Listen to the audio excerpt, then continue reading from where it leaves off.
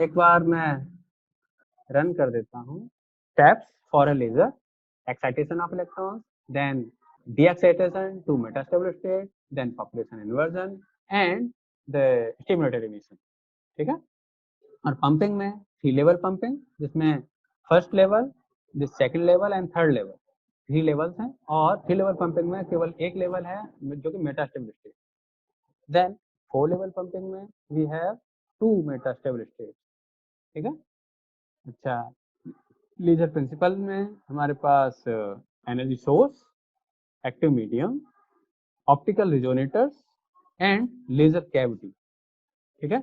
और इसमें हुआ ये था, हमारे पास जो भी मटेरियल था उसे पहले एक्साइट किया, एक्साइट करने पर स्पॉन्टेनियस इमिशन होने लगे और उसमें रिजोनेटर्स पुट कर दिए। रिजोनेटर पुट करने से जो भी इन दोनों को मिलाने वाली लाइन है उस डायरेक्शन के जो भी फोटॉन्स हैं उन्हें ये चूज कर लेगा और बाकी सबको रिजेक्ट कर देगा। ठीक है। बाकी सब डाई हो जाएंगे और सेम डायरेक्शन में चलने वाले जो फोटॉन्स हैं वो मल्टीप्लाई होकर लेजर बना देंगे। ठीक है, इस तरह से। ओके। अच्छा, फिर the example of solid state laser.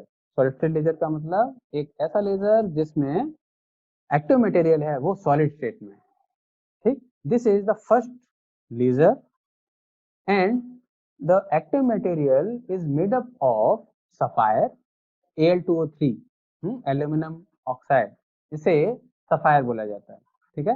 Al2O3 इसमें डोपिंग की थी क्रोमियम की। क्रोमियम की जो डोपिंग है दैट इज ओनली 0.05%। ठीक, तो इससे होगा ये एल्यूमिनियम के जो आयंस हैं उनमें से कुछ आयंस को क्रोमियम के आयंस, कितने आयंस को? केवल 0.05% आयंस को।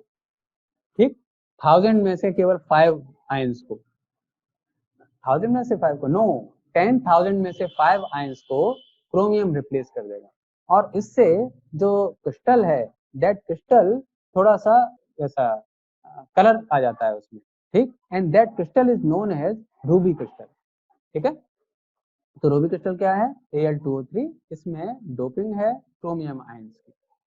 अच्छा, अब इससे होगा ये कि क्रोमियम के आयंस प्रोवाइड कराते हैं मेटास्टेबल स्टेट और एल्यूमिनियम के आयंस एक्साइटेड स्टेट प्रोवाइड कराते हैं।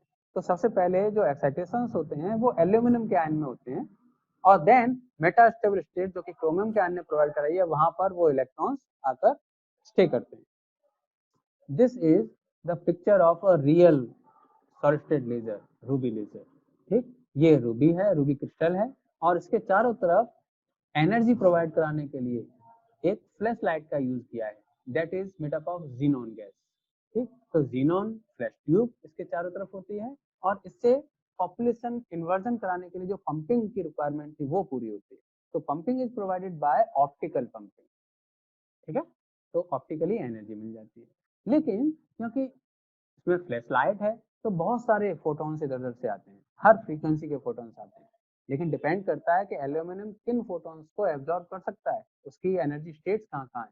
तो अब वो जो एल्यूमिनियम है वो केवल इन दो, एक ब्लू और एक ग्रीन, इन दोनों के जो फोटॉन्स हैं उन्हें एब्जॉर्ब करता है और उसके जो एक्साइटेड स्टेट्स हैं काफ़ी वाइड हैं, तो ग्रीन वाले सारे सारे फोटॉन्स एब्जॉर्ब करके यहाँ आ गए इलेक्ट्रॉन्स और ब्लू वाले फोटॉन्स को एब्जॉर्ब करके इलेक्ट्रॉन्स यहाँ आ गए एक्साइटेड स्टेट।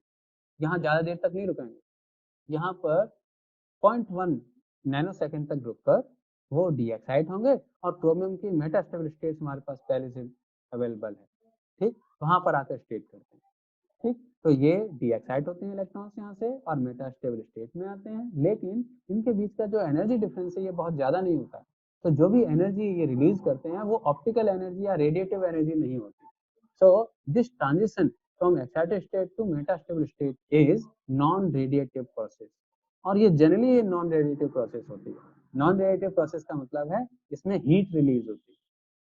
ठीक है, और सिस्टम हीट हो जाता है, गर्म हो जाता है और उस गर्मी को, इस हीट को बाहर करने के लिए, रिमूव करने के लिए या तो वाटर सप्लाई या फिर एयर सप्लाई की रिक्वायरमेंट होती है।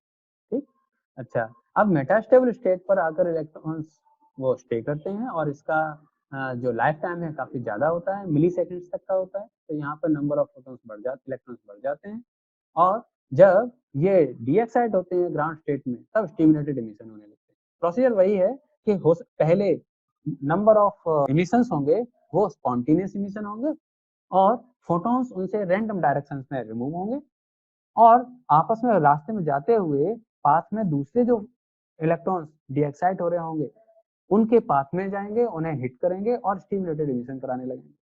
उन सारे स्टिमुलेटेड इमिशंस में से वो इमिशंस जो ऑप्टिकल रेजोनेटर की ही डायरेक्शन में होंगे वो तो मल्टीप्लाई होने लगेंगे और बाकी वाले सिस्टम से बाहर निकल जाएंगे।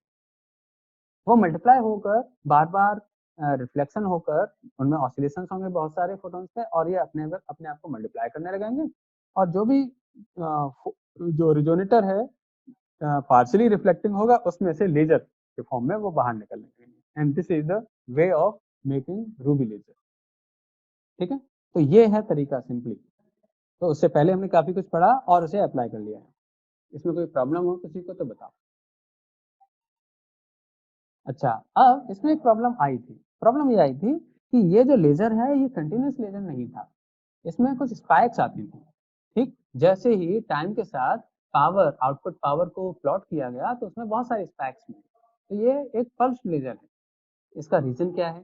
रीजन ये कि जब भी ये एनर्जी पंपिंग एनर्जी प्रोवाइड कराने के लिए हमें फ्लैश ट्यूब को ऑन करना पड़ता है। फ्लैश ट्यूब इस तरह की, ये बाहर जो जीनोन की ट्यूब है इसे ऑन करना होता है, तो इसमें बहुत ज्यादा एनर्जी की रिक्वायरमेंट होती है और उस एनर्जी को प्रोवाइड कराने के लिए ये जो पावर सप्लाई है इसमें एक कैपेसिटर का यूज होता है।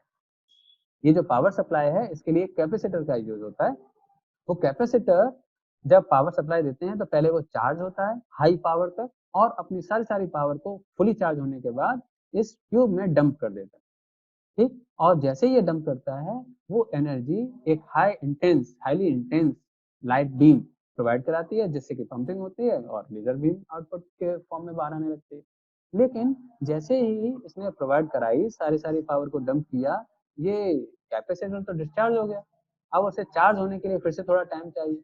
तो जितनी देर में ये रिचार्ज होता है उतनी देर तक इसे कोई पावर नहीं मिल रही होती और लेजर का आउटपुट हल्ट कर जाता है उतनी देर तक। तो ये पावर डिक्रीज हो जाती है। अगेन ये चार्ज हो गया, फिर से डंप किया, पावर फिर से बढ़ी और डिस्चार्ज हुआ, पावर फिर से कम हुई। तो इस तरह से जो शुरुआत में ये रूबी लेजर बना था उसमें ये प्रॉब्लम थी कि ये जो लेजर था ये पल्स लेजर था। ठीक है, प्रॉब्लम या फिर प्रॉपर्टी। ठीक है, ये पल्स लेजर था, ये कंटिन्यूस लेजर नहीं था। ठीक है, तो जनरली ये क्वेश्चन पूछा जाता है कि रूबी लेजर में पल्सेस क्यों आती हैं? तो this is the reason. Clear? Clear है? समझ आया? सर एक और बार बता दो सर। अच्छा, कौन कौन सा वाला पार्ट? पल्स वाला? Yes sir. देखो, पल्स के लिए हम पहले ये देखते हैं कि रूबी लेजर को बनाने के लिए जो भी हमें एनर्जी प्रोवाइड करानी है वो प्रोवाइड कैसे कराएंगे। वो प्रोवाइड कराने के लिए हमें ऑप्टिकल रेजोनेटर चाहिए, वो ऑप्टिकल फ्लैश ट्यूब चाहिए, जीनोन फ्लैश ट्यूब। और जीनोन फ्लैश ट्यूब से भी एनर्जी बहुत ज्यादा पावर, बहुत इंटेंस लाइट बीम आनी चाहिए बाहर, तभी वो पंप कर पाएगी लोअर ग्राउंड स्टेट के इलेक्ट्रॉन्स को हायर एनर्जी स्टेट पर। तो उसके लिए हमें बहुत ज़्यादा पावर चाहिए होती है और उसका अरेंजमेंट ऐसे किया गया कि एक कैपेसिटर लगा दिया गया। कैपेसिटर सबसे पहले जो पावर सप्लाई है उससे पहले चार्ज होता है और सारी सारी चार्ज को जो भी उसने स्टोर किया उस सारे चार्ज को फुली चार्ज होने के बाद डंप कर देता है इस जीनोन फ्लैश ट्यूब में। और जब ये डंप करता है उसी टाइम पर ये जीनोन फ्लैश ट्यूब इतनी पावर से इतनी इंटेंस बीम छोड़ती है कि वो पंपिंग के फॉर्म में काम आ जाए, पंपिंग के लिए काम आ जाए। ठीक है, अच्छा, लेकिन आउटपुट आने लगा, लेजर के फॉर्म में आने लगा, इंटेंसिटी हाईली इंटेंस बीम आने लगी। लेकिन जैसे ही इसने सारी पावर इसमें डंप की, ये कैपेसिटर तो डिस्चार्ज हो गया। इस डिस्चार्ज कैपेसिटर को चार्ज होने में थोड़ा सा टाइम लगता है, few nano second, 10 nano second के आसपास। और उतनी देर तक फ्लैश ट्यूब पंप नहीं कर पाती और लेजर की इंटेंसिटी डाउन हो जाती है। ठीक है, तो ये जो पल्सेस हैं वो इसलिए हैं क्योंकि इस कैपेसिटर को लेजर प्रोवाइड कराने के रास्ते में बहुत बार चार्ज होना पड़ता है और बहुत बार डिस्चार्ज होना पड़ता है। ठीक है, तो जब ये डिस्चार्ज होता है तब लेजर की इंटेंसिटी कम होती है, और जब चार्ज होकर डंप करता है अपनी सारी एनर्जी को जीनॉन फ्लैशियम में, तब इंटेंसिटी लेजर की बढ़ जाती है। क्लियर? Yes sir. ओके, तो ये बात हुई सॉलिड स्टेट लेजर की। अब इसके बाद इस प्रॉब्लम को दूर करने के लिए कुछ और भी तरीके के लेजर बनाए गए, कुछ गैस लेजर भी बनाए गए। ये सॉलिड स्टेट लेजर था क्योंकि इसमें जो वर्किंग सब्सटेंस था वो रूबी क्रिस्टल था। ठीक है, उस जब भी हम सॉलिड स्टेट की बात करते हैं तो हमेशा उसमें कुछ न कुछ इम्परफेक्शंस होते हैं, क्रिस्टल्स में क्रिस्टलोग्राफिक इम्परफेक्शंस होते हैं, और उनके कारण कुछ और भी प्रॉब्लम्स आ सकती हैं। ठीक है, तो गैसेस लेजर में वो वाली प्रॉब्लम्स नहीं होती। तो गैस लेजर में वर्किंग सब्सटेंस होगा गैस। तो जो एक जो पहला गैस लेजर है that is helium neon laser. ठीक, हमारी जो फिजिक्स लैब है अपने उस लैब में अभी हम हीलियम नियॉन लेजर का यूज करते हैं। इसमें वर्किंग सब्सटेंस है हीलियम और नियॉन का मिक्सचर, जिसमें हीलियम और नियॉन 10:1 के रेशो में मिक्स होते हैं। ठीक है, नियॉन कम होती है, हीलियम ज्यादा होती है। अच्छा, हीलियम के जो एटम्स हैं वो हल्के हैं, इलेक्ट्रॉन के उसमें प्रोटॉन्स केवल 2 हैं न्यूक्लियस में। तो helium is a lighter atom in comparison to neon, और इसलिए हीलियम बड़ी जल्दी एक्साइट हो जाता है, और एक्साइट होने के बाद डी एक्साइट होता है जब हीलियम, तब वो डी एक्साइटेशन होता है हीलियम और नियॉन के कोलिजन से। तो नियॉन के एटम हीलियम के एटम से इलेक्ट्रॉन वो एनर्जी एब्जॉर्ब कर लेते हैं। इससे हीलियम तो डी एक्साइट हो गया, लेकिन नियॉन अब एक्साइट हो गया। इस नियॉन के एटम को डायरेक्टली एक्साइट करना डिफिकल्ट था, लेकिन हीलियम की हेल्प से, इन कोलिजन की हेल्प से नियॉन को आसानी से एक्साइट किया जा सकता है। लेकिन अब बात यह है कि नियॉन को क्यों मिलाया? नियॉन का जो लेवल्स हैं, एनर्जी लेवल्स, वो हीलियम के कंपैरिजन में मेटा स्टेबल स्टेट प्रोवाइड कराते हैं। तो हीलियम जैसे हमारा वो था रूबी लेजर में एल्यूमिनियम और क्रोमियम था। एल्यूमिनियम एक्साइटेशन प्रोवाइड कराता था और chromium Meta stable state provide कराता था। इसी तरह से neon Meta stable state provide कराता है और हीलियम एक्साइट करता है इलेक्ट्रॉन। ठीक है, अच्छा, अगेन हमने जो वहां देखा रूबी लेजर के केस में देखा, एक बार वापस चलते हैं। यहाँ पर नंबर ऑफ स्टेट्स कितने हैं? One is ground state, one is excited state, and another one is metastable state. So we are using 3 states or single metastable state. So Ruby laser is an example of 3 level pumping.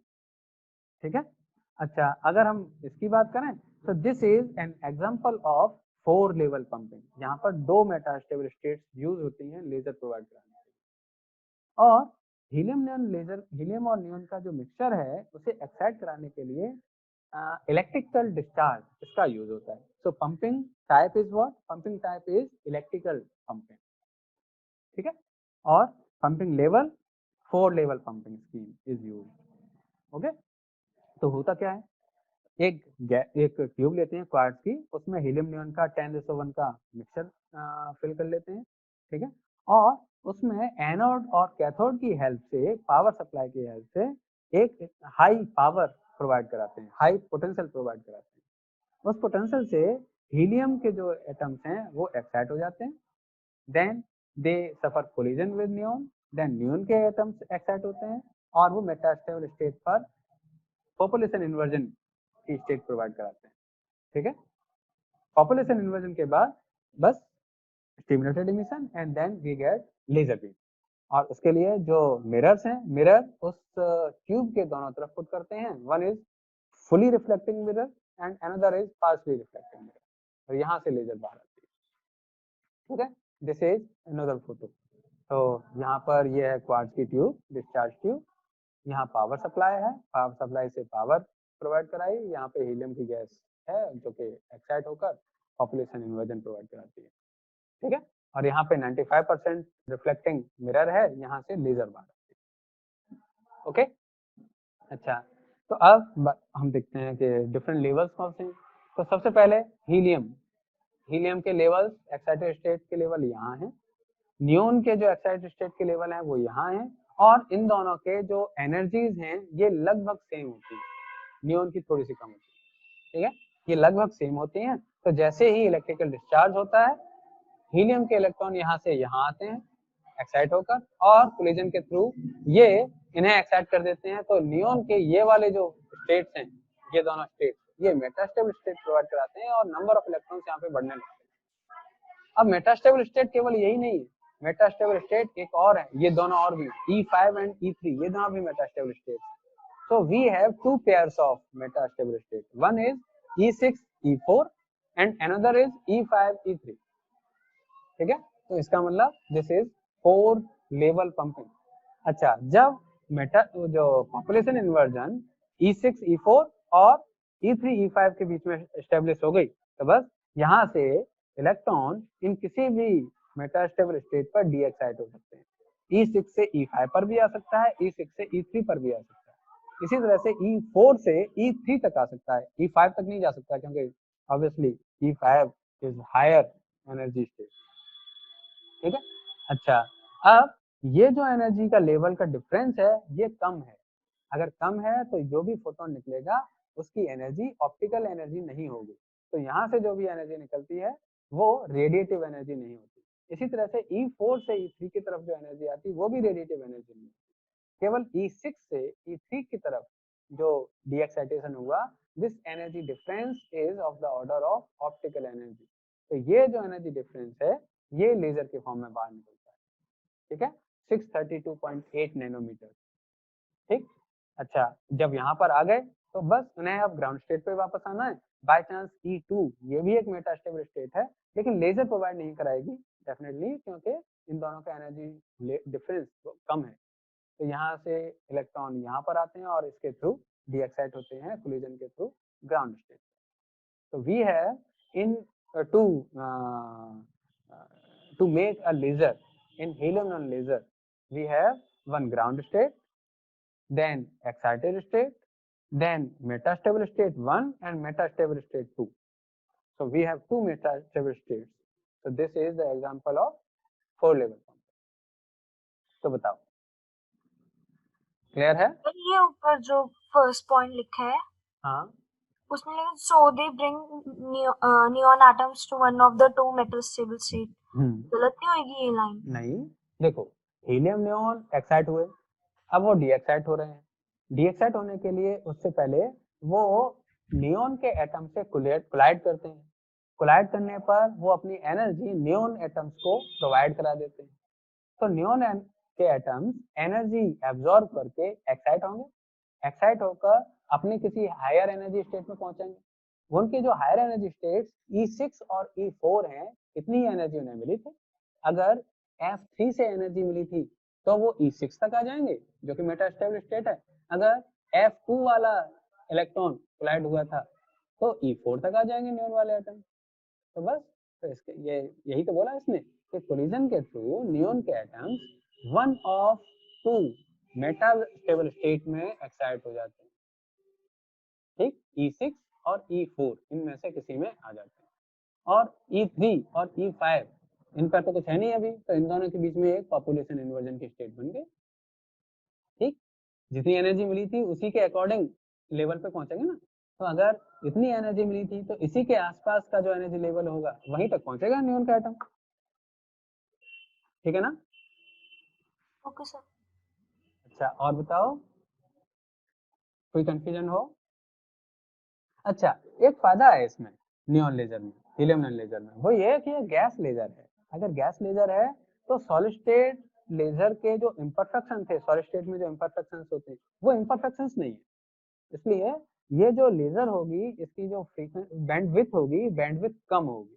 वहां पे imperfections हैं तो इसलिए हमें bandwidth थोड़ी ज्यादा मिलती है हीलियम नियॉन लेजर की कंपैरिजन में। अगेन, सॉलिड, एक सॉलिड को ठंडा करना और एक लिक्विड को ठंडा करना, इन दोनों में डिफरेंस है।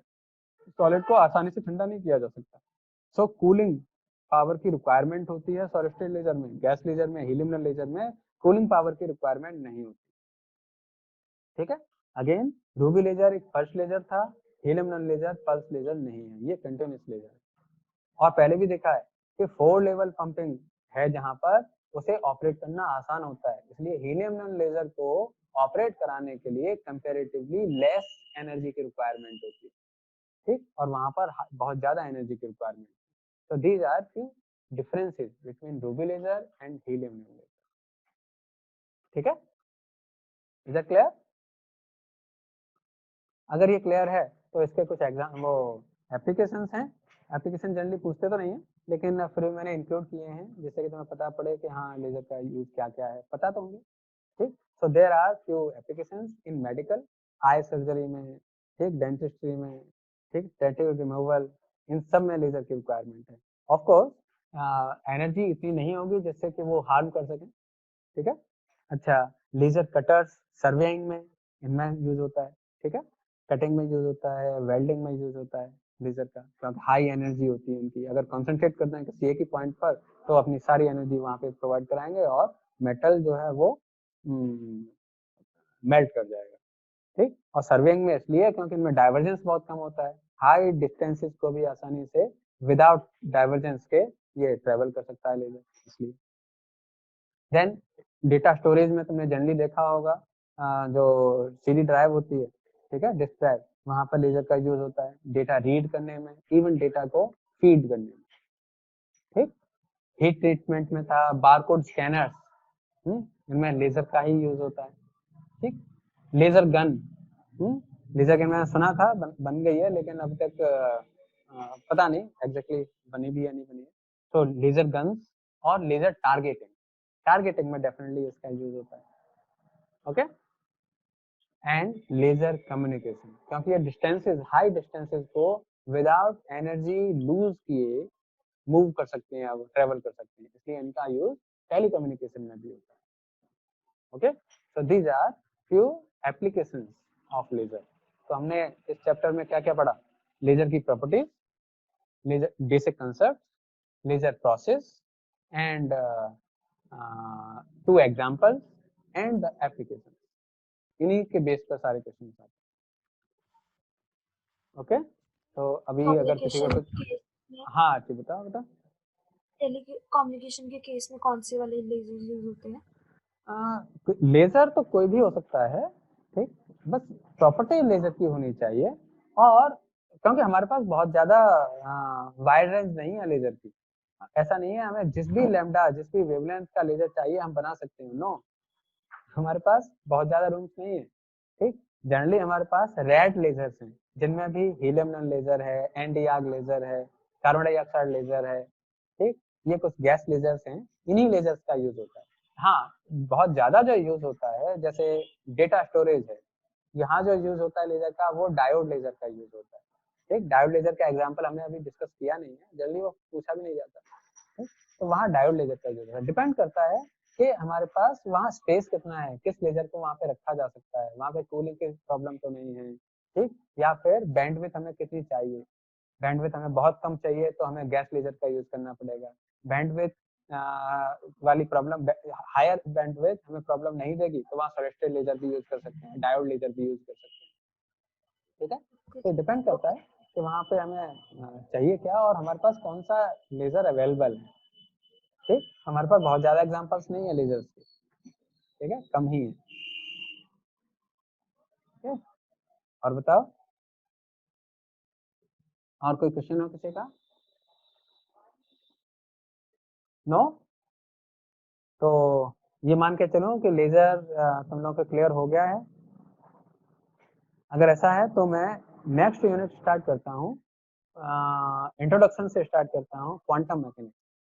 ठीक, और लेजर का टॉपिक कंप्लीट हुआ है लेकिन ऑफ नहीं हुआ है, जैसे अगर कोई प्रॉब्लम आए, कोई डिफिकल्टी हो, कोई डाउट हो तो पूछ सकते हैं।